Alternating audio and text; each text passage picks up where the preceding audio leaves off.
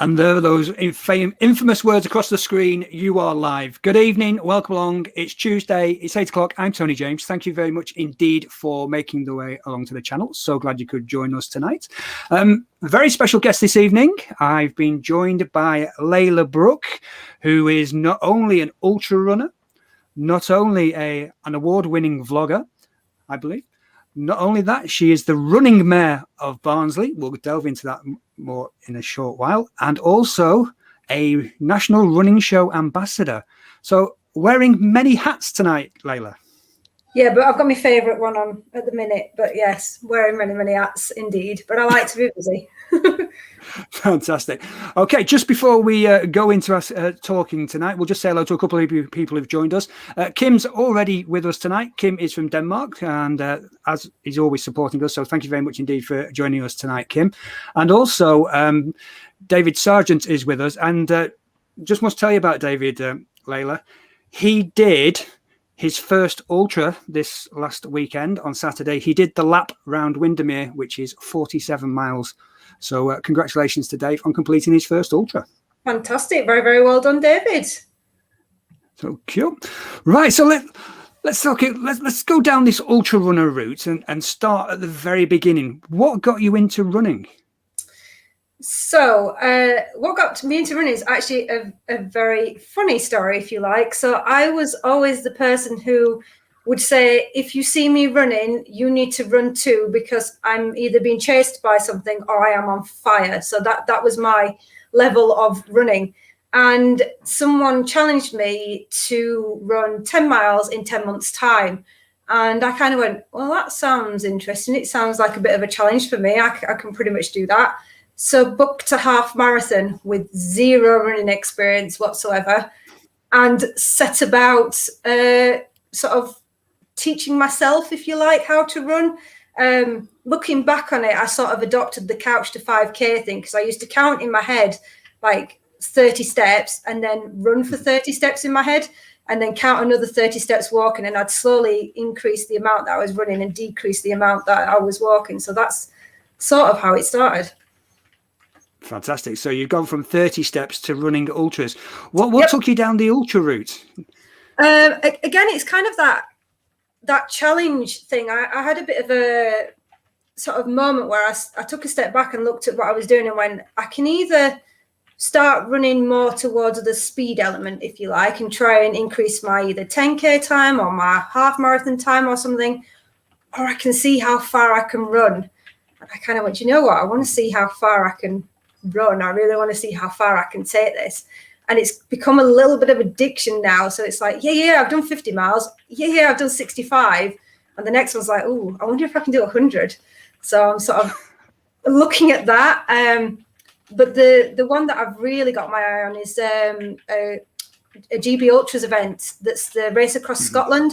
And it's 214 miles coast to coast. And I'm kind of keep going, yeah, I really want to do that one, just to tick that off the list. 214 miles. It just, yeah, it's like, woo, let's go do that. Fantastic. You know, my maximum at the moment is 26.2, but you know, the idea of doing an ultra is in the back of the mind. It's in the back of the mind. But how did you make that step from road running those shorter distances to actually start the ultra journey?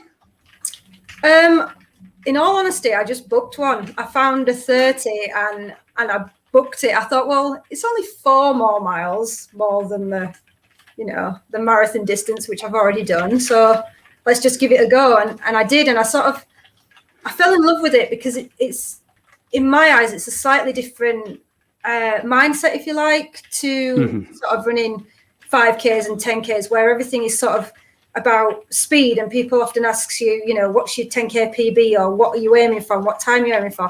Whereas when you stand on the start line of an ultra, I'm not at the front of the pack, mind you, I am in the middle to the back of the pack. The conversation tends to be, what food have you got? Do you have any Skittles? You've got pork pies, so I'll run with you.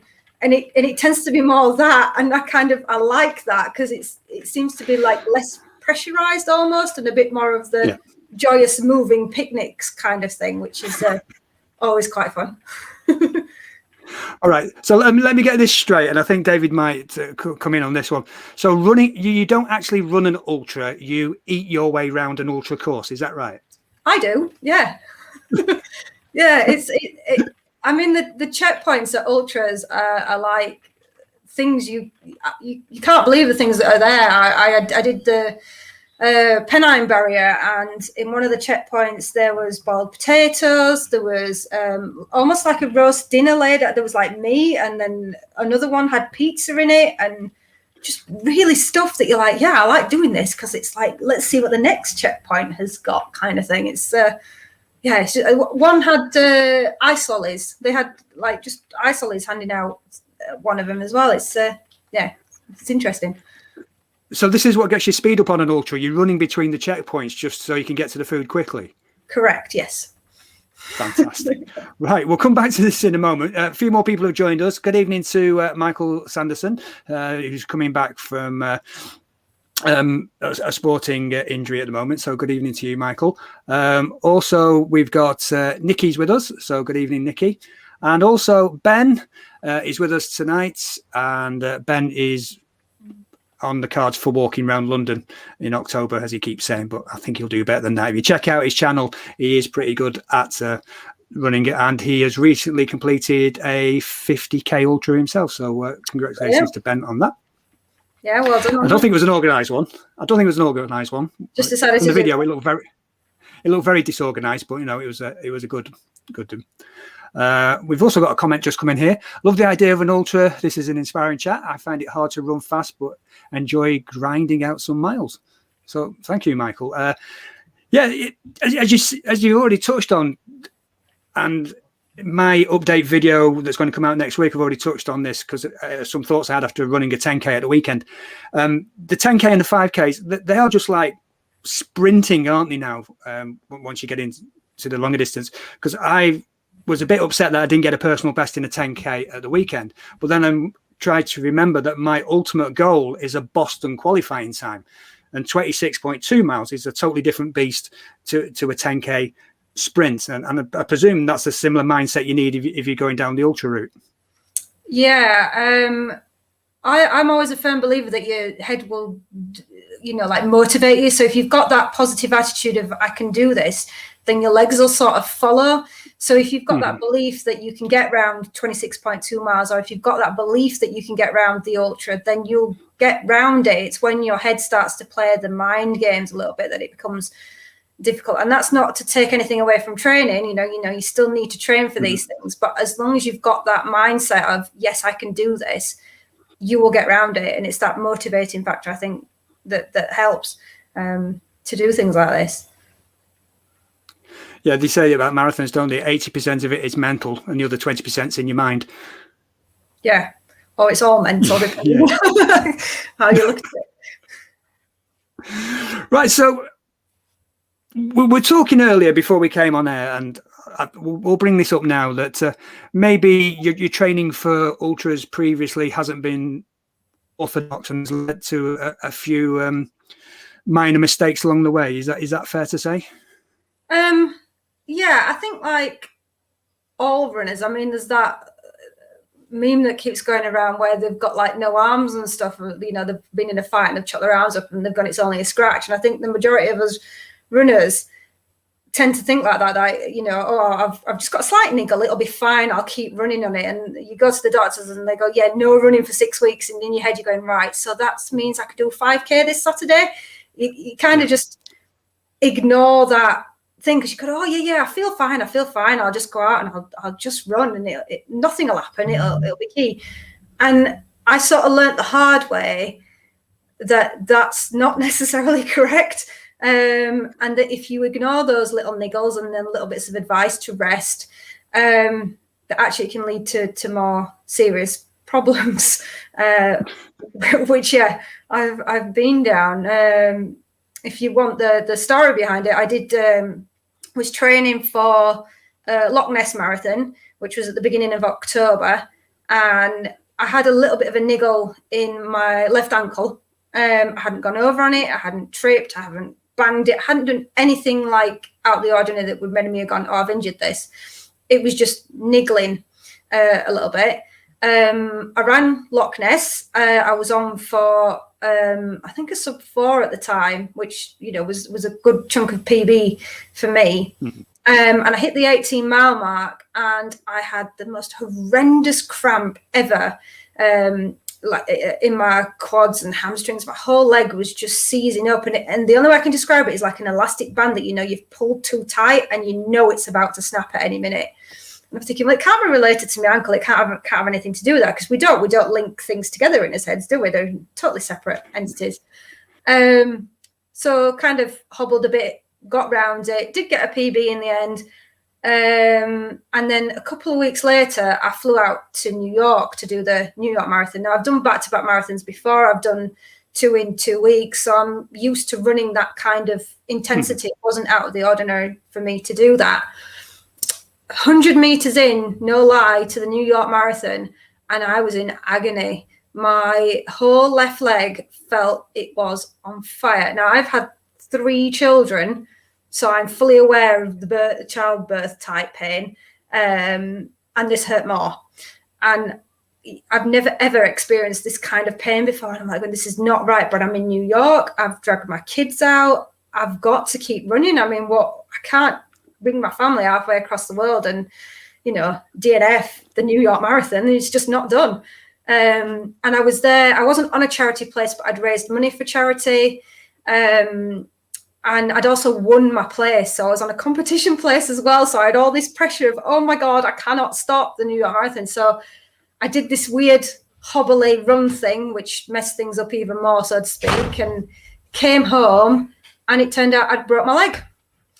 So I'd completed the New York Marathon on a broken leg, which just goes to show that your mind really can get you around anything you want to do. But also, please listen to the physios when they tell you do not run something, because it comes back to bite you in the biggest way possible.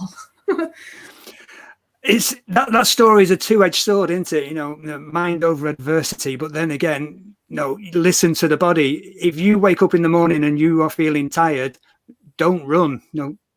Look after yourself. Put yourself as number one. The runs can wait. You can always run again. Yeah, that's it. And I think I just got too focused in that mindset of my training schedule says this, so I'm doing this, and forgot to listen to the advice, or rather took the advice in and then went, it's fine. I've been running years now. I've done loads of marathons. It'll be fine. I've got around them all before.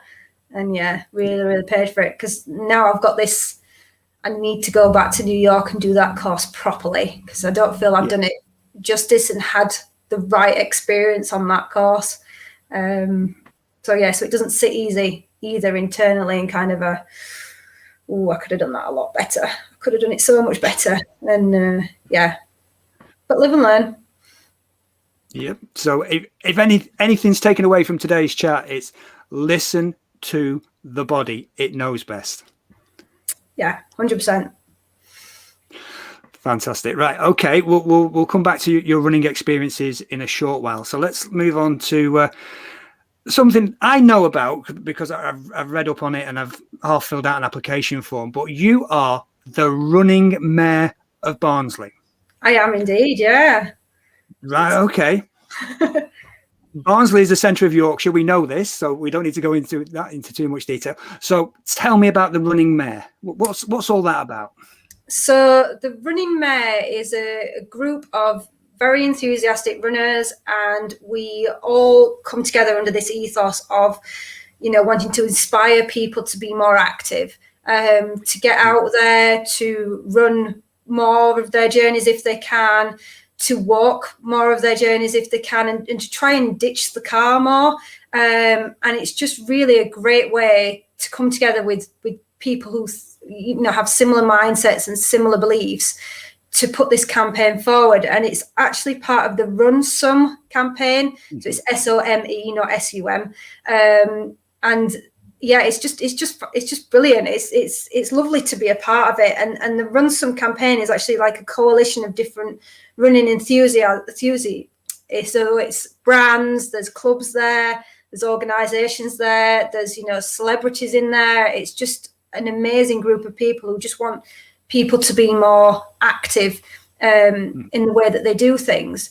And that doesn't mean that every single journey has to be done by car. We appreciate that it has to be done by being active and not by car. You know, we appreciate the circumstances where you might have to use the car, but do you have to necessarily park right outside the door of that place that you've driven to, or could you park a mile down the road and then walk part of it in? Or could you look at using a cycle instead, you know, and bike part of the way in? And it's just such a lovely, lovely campaign. I'm so proud to be a part of it. It's amazing. I don't know if you can tell, but it's just fantastic campaign. I love it. I really, really do. So have you been able to start any initiatives in the Barnsley area? Actually, we've had a couple of meetings already. So we're looking at a couple of initiatives around mental health in particular, because, you know, that's a very, very big thing. And a lot of runners that I know run for the mental health benefits. And they've found it a way for them to support them through their mental health difficulties, whatever it might be. And I know that I use running as well as a way to sort of almost sort out the mess in my mind and put it back into some kind of organisation. And it's my way for me. It's my self-care, if you like. So I know a lot of people do a similar thing. So we've got a lot of things going off around the mental health side of things. We are currently looking at a mapping project to look at all the paths and all the networks within Barnsley to see what kind of state they're in. Are they still accessible? Can you run down them? Are they safe to run down them? Or have they overgrown, got cracked street lighting and actually need a lot of repair work doing? So we've got all those things in place in a minute, and we're looking for volunteers to come and help look at all those footpaths, because you can appreciate Barnsley is a very big area, and for me to go out and do that on my own would take a long time. And then there's all kinds of other things. I'm just in the process at the minute of trying to set up almost like a forum with all the running clubs in Barnsley to find out what they need. We've got some fantastic running clubs in Barnsley. We really, really do, ranging from every kind of ability that you could possibly imagine. But that means that they all have different needs and different wants. And so if we can get them all together to come and talk to each other and say, actually, we could do with this, we could do with, you know, a couch to 5K leading into us, we could do with youth development, and have that conversation, then that again inspires like another generation to join in with running as well. It's funny you should mention mental health, because it is Mental Health Awareness Week, and as you say, running is a big part of it. You know, that going out, and even if you're just doing a 5K, that's 25-30 minutes of you time for you to disappear into your thoughts, for you to, if you want to sort through your problems, or if not, just disappear into your music or your favorite book. So it's definitely good for that mental health side of things. Yeah, I mean, I don't think we take enough care of ourselves sometimes. You know, we all lead very busy lives, and now a lot of us are working from home as well. There's almost no switch off, if you like, home and work life. How did you make that distinction between the two? And so running is a great way to escape that. It's just a great way to get outside, be one with nature. You can take music if you want to listen to music. You can take an audiobook if you want to listen to an audiobook, or podcasts as well. I often put on some of my favourite musicals and listen to them, and then try not to sing out loud down the street or do the actions for things, which I have been known to do. And people look at me very wondering, like, what are you doing? I'm going, well, I'm just dancing to the YMCA as I'm running down this street. It's all fine.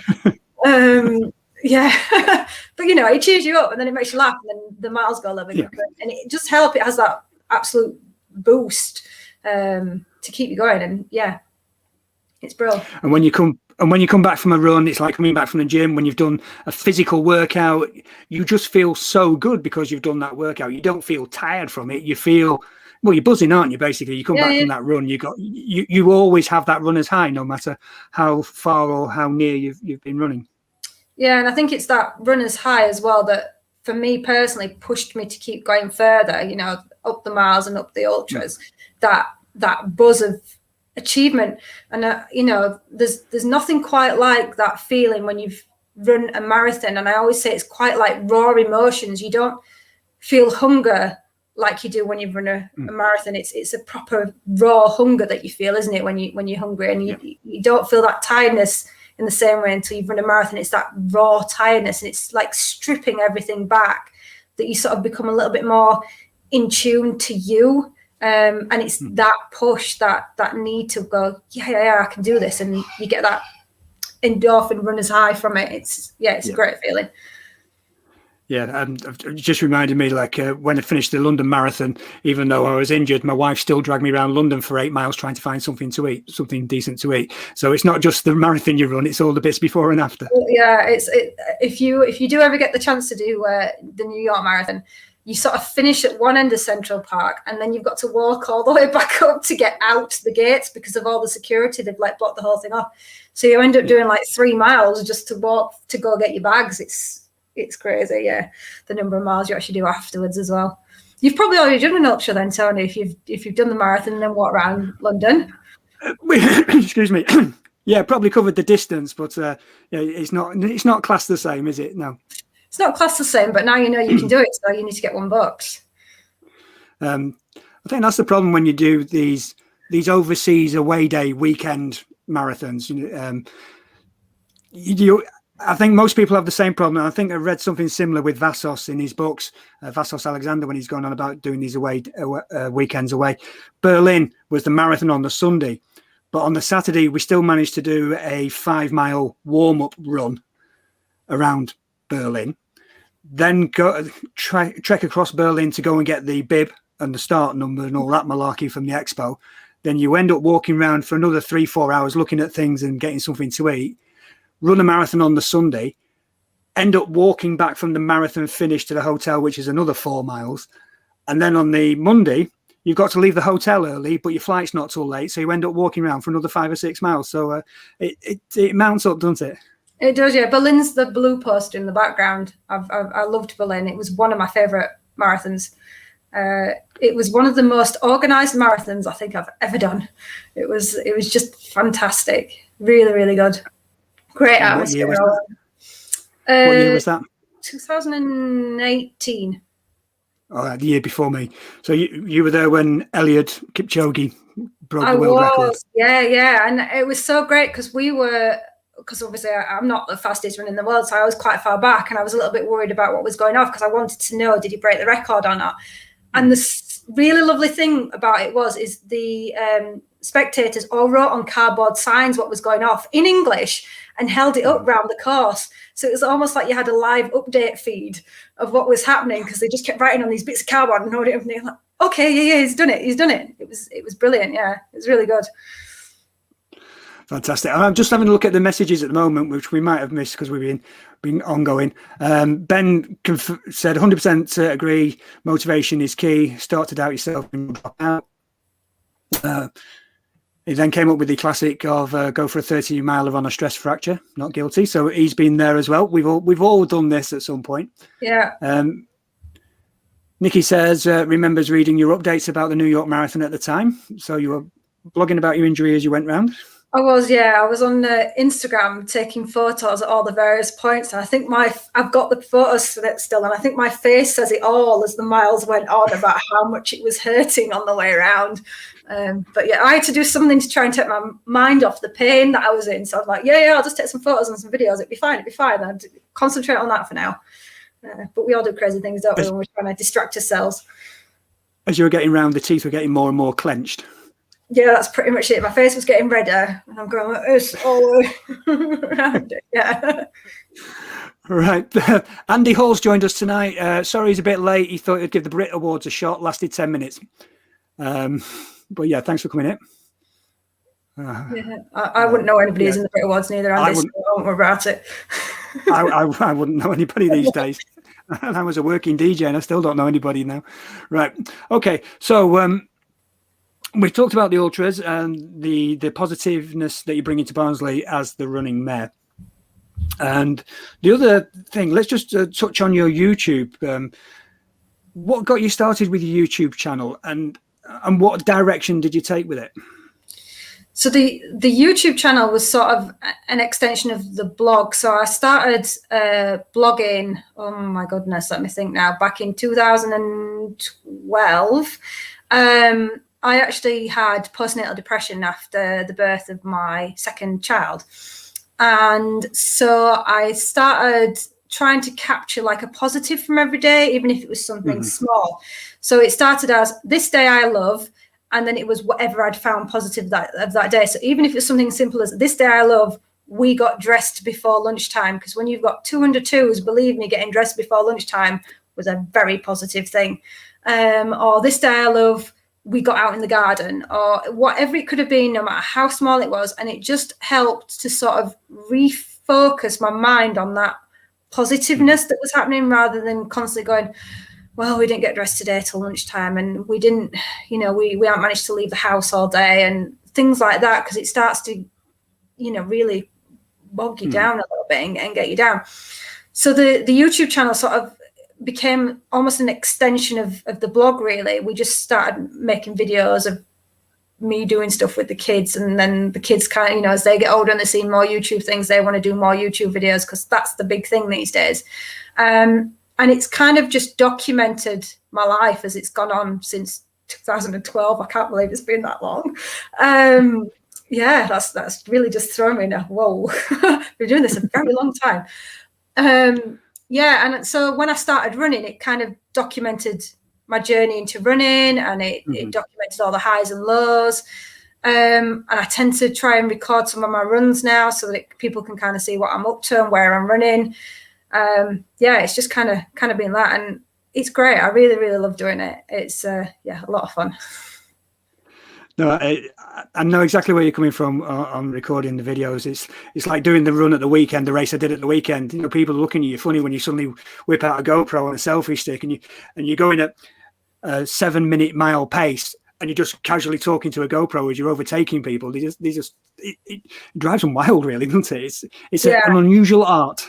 It is indeed. Or when you're just sat in the car holding your phone up, talking to yourself, and you've got like the people walking past about to go into the gym, and they're going, what is she doing? Why is she talking to herself?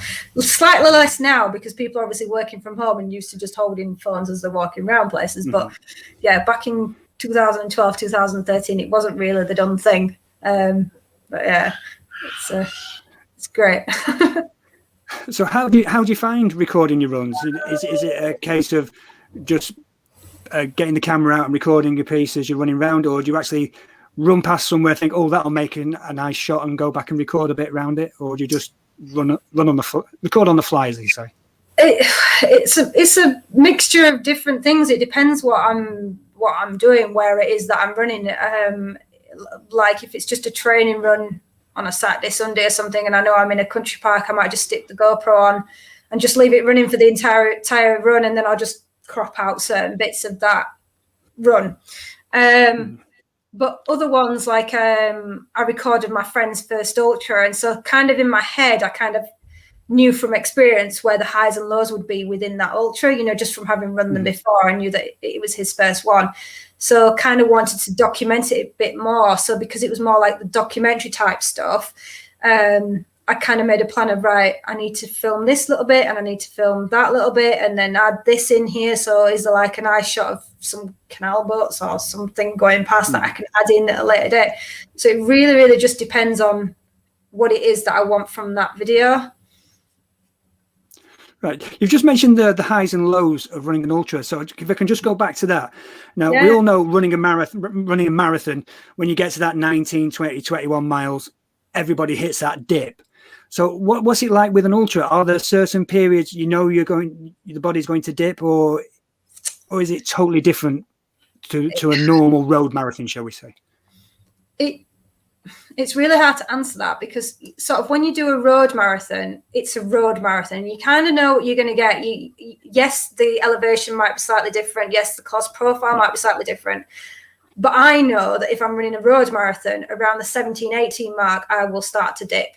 That's just me. And then I hit the 20 mark and I'm like, yes, let's go. So mine's slightly different. Whereas on an ultra, because they are all so varied, you've got 50 mile that I did that was the 3 peaks. It started at Malham, did the Yorkshire 3 peaks and finished back in Malham.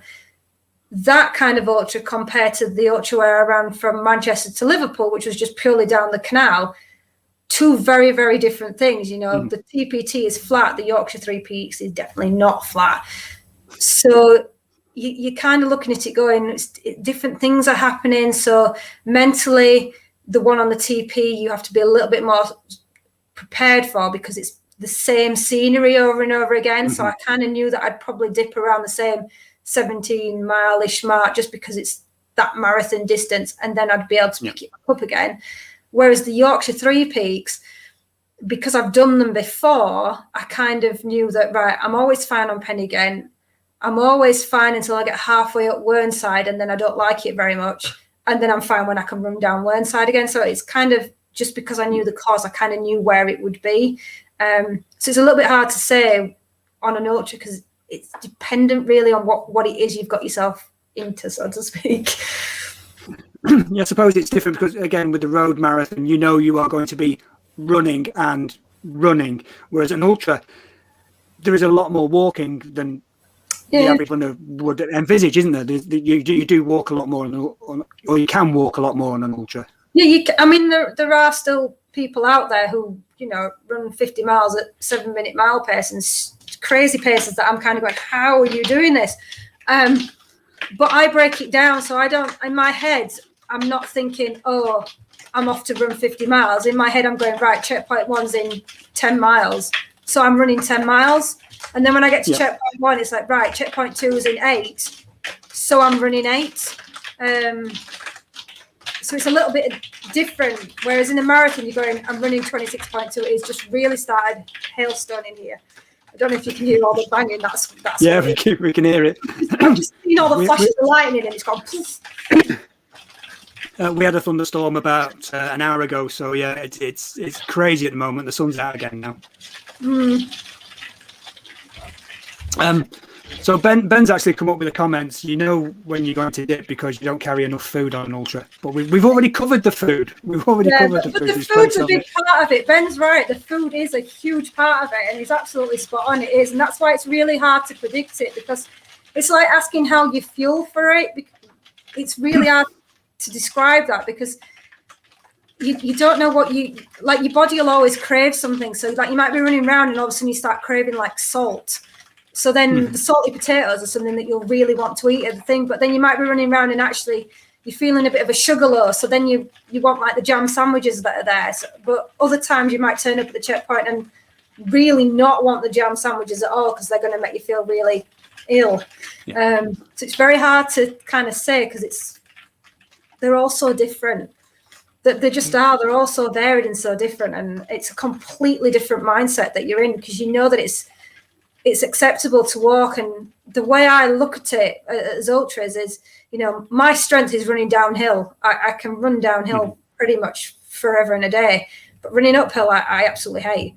So I will conserve my energy on the uphill and absolutely leg it on the downhill, because I know I'm going to catch you all up. So it don't bother me that you might overtake me on the up, because I'm going to catch you when you start the downhill bit, because you'll all be sat tiptoeing to avoid all the rocks. So yes, it's a different way of thinking about things, really. It's about conserving that energy and playing to what your strengths are, as opposed to let's just run. Yeah, it's one of the quotes I remember from Scott Jurek in his book when he's talking about the Western States and the training for the Western States. If you can't see the top of the hill, walk. Yeah, pretty much.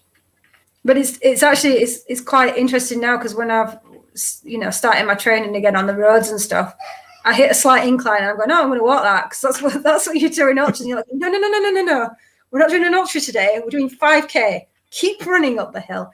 But it's because you're in that mindset of, I normally walk up these. Right. So we say you've been an ultra runner. So what have been the highlights for your ultra running career? Oh, that's a hard question to ask. I think I've got a second place ladies finisher from her 30s. That's quite a bit of a highlight. I think other highlights for me are like supporting people who've like wanting to take on their first ultra. I get much more of a buzz from that, about supporting somebody to get round, than I do from like finishing first or doing something along them lines. I'm much happier supporting people to go around. I think that, seeing my friend take on his first ultra was definitely a very, very big highlight for me. just to watch him do it. It was absolutely amazing because he didn't think he could, and seeing him complete it was just brilliant. And to be a part of it as well, just to be there to support him to do it, it's just, it was awesome. Really good experience. I know that feeling. I'm just teaching Couch to 5K courses and seeing the people at the end of every run, even if they just run 8 minutes non-stop for the first time, the buzz I get from seeing the smiles on the faces, so I can understand where you're coming from with that. One thing I didn't ask, how long ago did you start your running career? Is this something that's been going on since school, or is it something relatively late in life? So the half marathon that I did was in 2015. It was June 2015 I did that half marathon that I booked. So I actually started in September 2014. Injured myself because you do when you don't know what you're doing, and sort of had a chest infection in the April, stopped it, and then I actually gave birth to my son in 2016, right at the beginning of 2016. So I took a year off. So it's not actually been that long, really. Yeah, but you've crammed quite a lot into that short period of time. Yeah, well, why not? Ben's asked a question. He's asked, what's your dream race? What's the dream? There's absolutely loads of races that I would love to do. I mean, I would really love to be a 6-star finisher, for the Abbott World Marathons. But I need to do Tokyo and Boston to complete that. So those are on my bucket list. I've been lucky enough to run in some amazing places all over the world. I think one of the ones that's like really, really on my bucket list, it's a nighttime one, and I can't remember whether it's like either in Iceland, Sweden. It's like that kind of thing, and it's a marathon at night. I can't remember the name of it off the top of my head, but it's on that dream list of just to run that. Is that the Midnight Sun one in Iceland? Yeah, that Midnight one. Sun. That one. Yeah, I really, really want to do that one. I'd love to do that. I did a night race here. I did the dark skies at Kielder, and that was phenomenal in itself. But to do that Midnight Sun one, 100%. I think that's probably top of my bucket list. Fantastic. Okay. We've also been joined by Rito tonight, an ultra runner from America. I think he did. Rito, correct me if I'm wrong. Was it 100-miler you did a couple of weeks ago, or was it 100 kilometers? So please let us know in the comments what it was. But good evening to you, Rito. Thanks for joining us tonight. Yeah, and if you've got any tips for doing 100-miler, please let me know, because I'd absolutely love to up it from 65 to 100. So if anybody's got any tips on that, definitely let me know. I think if you go to Run Free and Strong, which is Rito's channel on YouTube, if you go and give him a sub there, I'm sure there's plenty of training tips from there. Just a quick reminder, if you are new around here, if you've not subscribed to my channel, if you could please do so, that would be brilliant. If you could also give this video a like, that will help the channel immensely. And if you could also nip over to Leyla's channel as well, This Day I Love, and give that a sub, that would be fantastic as well. So if you could do those at some points, it would be brilliant. Rito's just said, yes, it was the 7 trails, 100 miles. So congratulations on doing that, Rito. But if you can share any tips, that'd be great. What's he say? Crossed 100k in 13 hours and the rest was... Yeah. You did great, mate. You did fantastic. So well done on that. A lot of people seem to be going down that ultra route. As I say, it is on my radar for some point in the future. Not this year, because that BQ, that Boston qualifying time, is my ultimate goal. Because like yourself, the 6 stars I'm after, I've got 2 of them. So I've got 2. 3 will work their way through Chicago, Tokyo, New York. They will happen. It's the Boston one, which this week they announced 7 minutes 40 seconds. You have to be quicker than the qualifying time. Wow. So no pressure. You've got to be 7 minutes 40. I'll get there with it. It's, I can't finish on 4 stars, can I really? I've gone past halfway. I've got to get the other 2. And that medal you get for doing the 6 stars is absolutely gorgeous as well. So it is, yeah. You'll like Chicago. Crossed you get there. Chicago's a good marathon. It's really nice, Chicago Marathon. It's so varied. Such a lovely city to run through. I really enjoyed that one. So how did that compare to well, I won't say how did it compare to New York, because New York had its own, was a different race for a different reason. Yeah.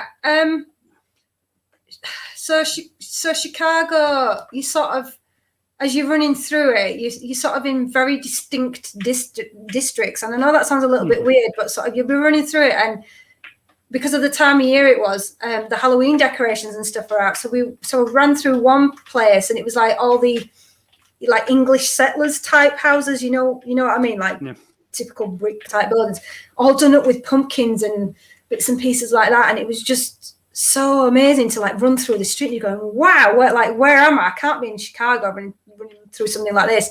And then you'll turn the corner and there's skyscrapers and stuff, and you're going, this is just bizarre that I've gone from little houses to big skyscrapers, and then now I'm in sort of some green place, and then oh look, now there's all this music going off, and it's like amazing party time, and it's so varied and colourful. It's such a fantastic city to run through with Chicago, and same really for New York, but New York's sort of more how you would imagine it, with the really tall buildings and the crowds and stuff. And there's a lot of bridges in New York, and bridges are not flat. And I don't think you're kind of prepared mentally that you've got to go up the bridge and then back down the bridge and up the bridge. So it's not a flat marathon, which I think in some ways you kind of think it might be. Whereas Chicago is pretty level. It's lovely. I like Chicago slightly more than I do New York, but sorry, that's just my opinion on them. Probably because I had visited Chicago. Probably that as well. I visited New York as a tourist. I've not run around New York because I visited before my running career started. But I do remember just being stood at street level in New York and looking up, and it just keeps going up and up and up, doesn't it? There's a sky there somewhere. We'll find it in a minute. So the other thing I was going to say, you've done Berlin like I have. And they say Berlin is a flat, fast course, apart from at mile 21 where you go up and over the motorway, which is, they don't tell you about that bit, because that caught me out. A long, slow drag up and over the motorway. Were they handing out tea at Berlin Marathon when you did it? Because on the aid stations, they had tea. You could either have water or a cup of tea. And I'm going, this is just really weird. But yeah, I'll have 2 sugars, please. No, it was some blackcurrant sports drink. Oh no, it was tea. Some German sports drink, and something like Lucozade, but it was German alternative to Lucozade. So no, that's what they had. So, but they did have the non-alcoholic beer at the end. Yeah, I think that's just standard, isn't it? Now everywhere you seem to go, seems to have a non-alcoholic beer at the end that everybody takes one sip of and goes, "No, I don't really want this right now after running 26.2 miles. Thank you very much." But yeah, great. Because when you're running marathon distances, your taste buds shut down anyway, because it's not you. So that first drink you always have after running the marathon, no matter what it is, even if it's water, it doesn't taste right, does it? Because your taste buds aren't back online. Yeah, that's pretty much it. Okay. Yeah. Right, I'm looking at the time. Look at this, nearly 45 minutes has gone by already, which is fantastic. So let's move on to the other thing that we've got you here tonight for. Like myself, you are an ambassador for the National Running Show. So what does that entail for you, and what's coming up in the running show? So for me, I was one of the first ambassadors back when the show first started, and so I went along when it was still in its infancy, still in its early days, and I've been every year since, and I absolutely love the National Running Show. It's just amazing, and it has gone from strength to strength every single year. It's got bigger and bigger. It is not the same show as it was when it first started. There's just so much more things there now, and I like to go really for that community aspect. When you started in the first show and you went round to talk to everybody, and then you go to the next show and you talk around to everybody.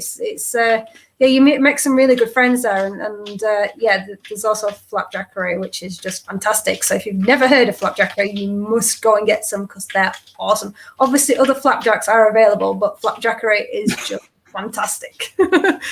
I totally concur with the flapjackery. That was the one that I did drag the wife around to first, so to make sure we got stocks before they sold out. So flapjackery is the thing. If you're doing the London Marathon and you're going to the expo to get your bib, flapjackery are there as well. So write it down. They're everywhere, and I don't know the guy's name that runs it. I go and talk to him every year. I probably should ask one year, but I think it's got to that point of, where you don't ask anymore because you've spoke to each other so much. Yeah, he's so lovely. Just have a chat with him. He's one of the nicest people I think I've ever met. He's just, fantastic. He's really nice. And I think that just makes you want to buy more because he's nice. And then the flapjack tastes amazing too. So then you're like, well, I'm just going to have to buy all of it now. Just take all my wage.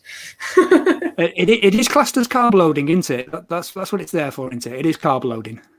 Well, yeah. I mean, carb loading, an energy boost, fuel source, whatever excuse you want to put on it. Yeah. I'm with you. I support you 100% of the way. Right, so it's not only flapjackery. There's loads of people there, like people like Runderwear are there, which they were offering some great discounts when I was there last year in January in Birmingham. Hoka One, New Balance, you name it. There's the shoe people are there. In Birmingham, there was actually a running track in the middle, which had the different surfaces on. The kids thoroughly enjoyed just running up and down. They did, yeah. I mean, obviously the first year, I don't think that was there, but then it was there last year, and my kids really loved it. I actually won a pair of running shoes there a couple of years. Was it last year I won them or the year before? So that was great. And I mean, there's just loads and loads of different brands to go and see and try. So, if you're thinking about going into ultras or marathons and you think, oh, I wonder how I could fuel properly, but I'm not sure what things taste like. I'm not sure whether this would work. They're all there and they've all got samples that you can go and give it a go. And one of the brands I use is Active Root, and I get on really well with that, and it works really well for me. And had I not been to the show, I don't think I would have found out about them and used them and things. So it has that added benefit, if you like, that you can actually go and talk to the people behind the brands and learn a little bit more about them and give them a go and give them a try. And it's great for that as well. Sounds like ultra training. It sounds like you're eating your way around an exhibition, but it's true though. Because I remember last time I tried the Active Root, tried Tailwind, tried Goo, and I actually tried Morton gels, and that's where I fell in love with the Morton gel, and that's the one I use now on all my long runs and my marathons. And that was just from, hey, do you want to taste a bit? And it's good that you can come across something that you read about, but you never get a chance to try because they're all online and you don't know about them. But to actually find everything under one roof is brilliant. And it's not just the exhibitors neither. There's plenty of people there speaking this year, and I've got the list on my phone in front of me, so I don't want to put you on the spot of who will be there. So speaking this year confirmed so far, we've got Dame Kelly Holmes, obviously knows what she's talking about, Roger Black, Vassos Alexander, Nell McAndrew, Ewan Thomas. There's some huge names in the running world, all there in giving speeches and what have you. So it's a big learning zone as well as all the different equipment and accessories. Yeah, I mean, there's just everything and anything there that you can think of, and I've gone to some of the talks and been so inspired by listening to some of the people that are up there and talking about things. And one of the other things I did was the guide dogs are there, and you can go in, like, almost have like this, it's called a sensory tunnel, I think it's called, where you get to feel what it's like for somebody who's blind or has trouble with sight and things. And so little things like that you perhaps wouldn't have done before gives you a different insight into things. I'm actually a qualified guide runner now, partly from that and partly from other experiences, but it just, gives you an experience that you might not necessarily have thought about doing, and that opportunity to try, to talk to people. England Athletics are usually there, so you can usually talk about, if you want to develop your running career further, if you want to try your leadership in running fitness, or whether you want to go down the coaching route, they're there to answer questions and things as well. So it's just an all-round amazing experience. And the fact that you can book your ticket and it's for 2 days as well, it's just great. It's just so good value for money that, definitely recommend it to anybody who's into running or even thinking about getting into running. And there's also this thing that we can, as a runner, you've probably done this. I know I've done it. You run a marathon, you think, I'm not going to run a marathon ever again. I'm not going to do any of this stupid running again. As soon as you get home, you're on the internet and you're booking another run somewhere. Actually, at the running show, there are various marathons from around the world exhibiting who will tempt you with discounts if you book there and then. So it's take your diary. It covers everything. Because if you don't take your diary, you'll regret it when you get home. And then you're like, I could have booked that one now because I'm actually free. But definitely take your diary up there. And and you get to meet a lot of the people behind the virtual medals as well. So I know with lockdown and stuff, a lot more of us are taken to virtual running and looking at that as a way to motivate us to get out, if you like.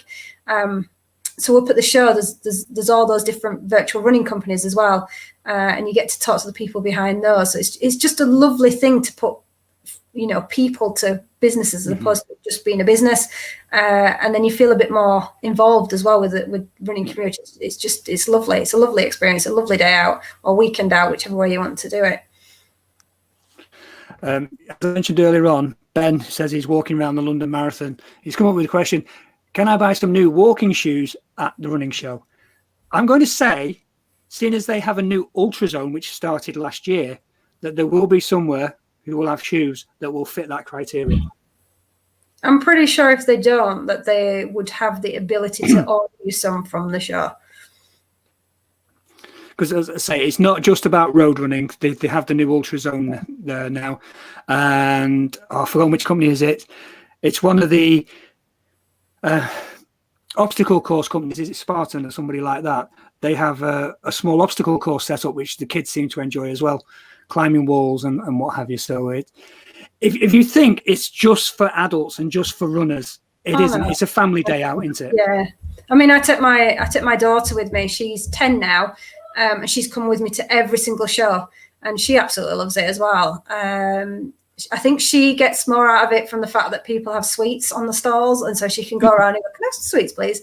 But she's won things as well. She's won T-shirts and she's won pens, and she just finds it amazing. But I think also for kids, because there is so much for them to do, it's also a nice way to kind of inspire that younger generation to be a little bit more active as well, and for them to see a different side to running, if you like. So everything else that goes in behind it, and they can take part in some of the virtual races too. Some of the virtual companies are selling kids races and stuff, and they've got spare medals, so you can always buy a few, to sort of encourage your kids to participate a little bit more too, which you can hand out after junior park runs and stuff. Not that I've done that with my kids or anything, but it's just a nice event for everybody, really, to from the young ones to everywhere in between. It's just great.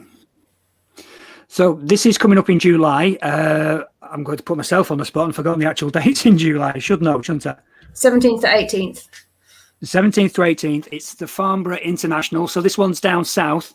If you can't make it this year to the one in the south, don't worry, because it's back in Birmingham in January. Yep, 22nd to 23rd of January. So I'm usually at the Birmingham show. That's the one I've done every single year. And I can't follow it, really. It just gets better and better each year. It's just a great day, great weekend, whichever way you want to make of it. Some people combine it with park run. Not that we're encouraging people to go on loads of tourist park runs at the moment, but you never know. COVID restrictions might have been eased by then, so it might be a big thing to do. But it's definitely worth doing. And the good news for anybody watching who wants to go to either of these shows is the ticket prices are £10 for the full weekend, for the 2 days. But at the moment, Leyla and myself can do you a deal, can't we? We can indeed. So what is, if you go to the checkout and put in a special code, you will get your tickets for free. So if you want to use Leyla's code, what is that code? You've put me on the spot now because I can't remember it off the top of my head. But it's on my social media channels. I think it's Brooke. I will just double check for you, and and find the actual code. But I believe it's Brooke. If you want to do your code while I just check. Well, Well, mine's quite easy. It's James Ton, JAMESTON. So you can use either of these codes and they will get your tickets for free, not just for Farnborough in July, but you can also get those tickets for free for Birmingham next year as well. I'm just looking at the time. We're running out of time now. So if anybody's got any questions for Leyla, if you could... yes, Rito, no better bargain than free. You're quite right, my friend. So if anybody's got any questions for Leyla about her running career, about her mayoral duties as the running mayor of Barnsley or the National Running Show, if you want to put them up now, we'll see if we can get those answered. It is Elbrook, I've just checked that. Elbrook. Yeah. I shall put that in the comments to this video later on this evening, so you can get it there. I'll also put in a link to Leyla's YouTube as well. But as it says on the screen there, if you just type in @thisdayiLove on all social media channels, you'll be able to find Leyla, be it the Facebooks, the Instagrams, the Twitter, if anybody's still using it. Yeah, Twitter, if anybody still uses it. I don't know if they do. And on YouTube, if you could go and give a like, follow, subscribe, whichever one it particularly is, that'd be great. But yeah, no problems at all. So I did have a really interesting question about ultras, but like I said earlier on, they always come into my head and then jump out, especially towards the end. So what does the future hold for you? You said you're going to be training properly this time because previously you just went for it. So what does training properly mean, and what's on the cards for the future? Well, I think from obviously the last race that I ran was New York Marathon, and as we know, that didn't go according to plan because I didn't listen to advice and my body in that one. So this time round, I'm taking things a lot more slower, building up the miles a lot gradual, and really listening to niggles and things and taking it a lot more steadier, doing a lot more of the self-care things that I think we all neglect, like the stretching and the mobility and things that I think sometimes we put to one side because it's not running. I'm doing a lot more of that, to be totally honest with you. And yeah, I've had to cancel my 50. I was due to do Pennine Barrier 50 in June, but listening to where I am at the minute, I know that I'm nowhere near ready for that. Yeah, I'd have got round it and I'd have done it, but I want to do it right. So really, I'm just at the moment trying to build up that strength and that speed because, like yourself, I really love a Boston qualifying time, but I'm still a good hour away on my marathon time. I've got quite a lot to chip off on that, so I need to get that strength right, you know, that core mobility correct, to really push it to so that I don't get myself injured again. So that's it for me, really looking to do that. So safe to say that you do prefer the ultras to the road marathons? Oh, 100%, yeah. I prefer ultras to pretty much everything and anything, but I cannot end it on 4 stars. I just can't do it. So I've got to get all 6. I saw a quote under one of your posts that said, "I love ultras, the muddier the better." Yep, completely true. Yeah, I've got this. Anybody who runs with me knows I've got this thing for mud. I like find mud wherever we go. My face lights up, and I'm like, "Yeah, let's run through this." And everybody's looking at me like, "No, we don't really want to run through that. That looks like where you're going to lose your shoe." So yeah, muddier the better. I usually come out like caked in it from my knee downwards. But yeah, that's just fun, isn't it, really? part of the enjoyment of the run. Mentioned earlier on that Dave Sargent had done the lap around Windermere. Have you ever done that one or run around the Lake District? I have done the walk around Windermere. I've walked all the way around Windermere, but I've never run all the way around Windermere. I wanted to do the 10 in 10 challenge. It's the Brathy, I don't know how to pronounce it, trust that do it, and they do that, the 10 marathons in 10 days. So that's one of the things on my bucket list. But when I inquired about it, my marathon time was nowhere near what they'd like you to have it as. So I definitely want to do that, which would obviously involve Windermere and running around there. So yeah, it's on my list of things to do, but it's not something I've yet done. Fantastic. Right. That's getting us up to the hour. So if anybody has got any last minute questions, now's your time. If not, we'll be bringing this to the end. So Leyla, thank you very much indeed for your time tonight. It's been absolutely fantastic talking to you. So thank you very much indeed. Kim has just commented, it's been yet another great hour. Thank you very much indeed. Thank you, Kim. I love it. I love it when people just lean on the keyboard and just loads of letters come up. It's usually a cat walking across the keyboard, I find, or a dog or a small child or something that's got involved there when it's lots of letters. Ben's also commented, thanks for a great chat, guys. Look forward to checking out Leyla's channel. Thank you. You won't be disappointed. Though it's not all running, Ben. There's general life in there as well. So it covers quite a lot. I do try to put more running on there than the general life stuff, to be totally honest, and I'm trying to lean it a little bit more to the running side of things, but I've just got to be mindful that I've still got the blog there as well that's a lot more lifestyle-y, so it needs to kind of work together in sync, really. Well, if Steph James DeMore can do it, I'm sure you can do it as well. Thank you.